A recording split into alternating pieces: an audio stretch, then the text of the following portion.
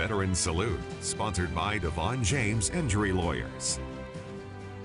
It's time now for our segment, Veteran Salute. It's our chance to honor heroes in our area, to thank them for their service. Tonight, 27 News reporter Kelly Peltier introduces us to U.S. Army veteran Ron Whitney. Ron Whitney was a sergeant in the U.S. Army during the buildup of the Vietnam War. After he graduated from college, he chose to join the military on his own terms rather than getting drafted, and says he's glad he did.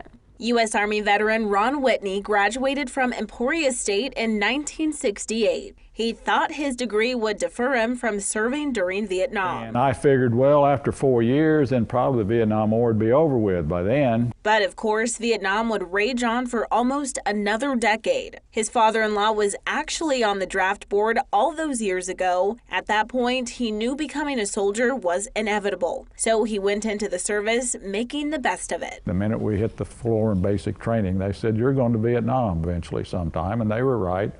Of course, we didn't want to believe that, but they were right. Whitney served one tour in Vietnam the summer of '69. It was hot and it was dusty and sandy. And he spent most of his time there in Cameron doing administration work, making sure troops had all the supplies they needed. He's grateful he never experienced some of the horrors of Vietnam. So we did have a few incidences, but nothing like being out in the field 365 days. When he got back home to the States, he and his wife Linda spent the last 14 months of his service in Fort Carson, Colorado. For the soldiers like him who made it out of Vietnam, it wasn't exactly a warm welcome home. The 60s were crazy times for sure. A lot of war protests going on, and it was a very ugly, ugly time here in the United States. He says that's part of why he's so passionate today about showing other veterans appreciation. When other veterans come home from war zones, that they are recognized and not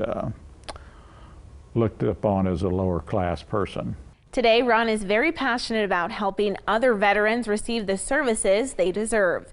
He's currently the commander of the Emporia American Legion All Veterans Memorial, and he's also a member of the VFW. He told me it's funny how his journey has come full circle from not really wanting anything to do with the military to now being, quote, waist deep in veterans activities.